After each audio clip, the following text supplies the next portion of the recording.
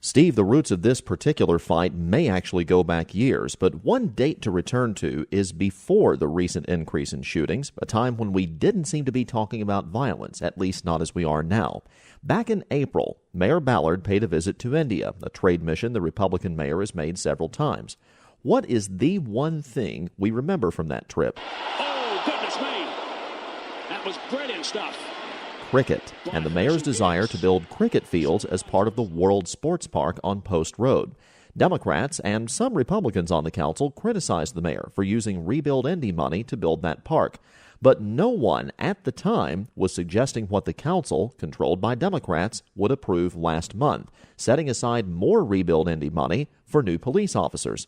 The mayor vetoed that proposal, and yesterday he announced that 116 officers would be reassigned to beat patrols. IMPD Chief Rick Height. It's happening as we speak right now. We have someone we have to, of course, retrain as we go back to have been in the mission in a while. But some of those officers are already in place. All we're doing is expanding their resources. The city will also try to hire more cadets from the police academy, and Ballard says he wants bottlenecked crime prevention money spent. We need more. We always need more resources. Not much question about that. And Reverend Harrison and his 10-point have been stellar. And frankly, we need to fund them more than we have in the past. I don't know why the last 2 years the community crime prevention grants have not gone to them, since they are really the front line in helping the police. The mayor is referring to the 10-point coalition, which wants even more money for crime prevention programs, the same programs that have largely been used for decades.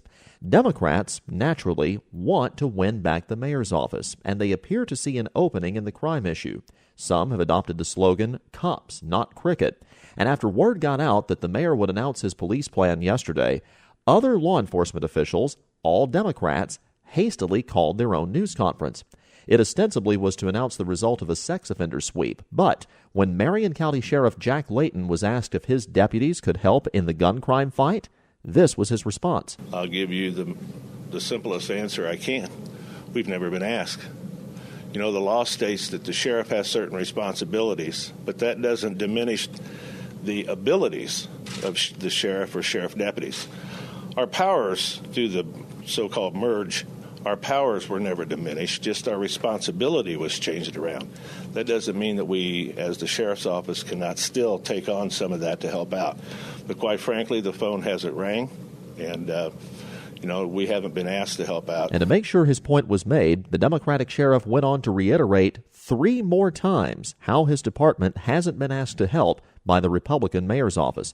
U.S. Attorney Joe Hogsett was also at the news conference. Many people believe he wants to run for mayor, and he said something very interesting, that the recent boost in crime may actually stem from his federal law enforcement efforts. Because of the awareness, the general awareness of federal law enforcement and the potential for federal prosecution, that folks have moved to other areas of the city if they're involved in any kind of criminal activity. The Democrats who lead the council tried to override Ballard's veto last night. They didn't. Council President Maggie Lewis said she would continue the fight to add more officers. But as everyone professes that they want to see more police on the street and they want an end to the gun crimes, it's hard not to ignore that the politics on both sides apparently never go away, Steve.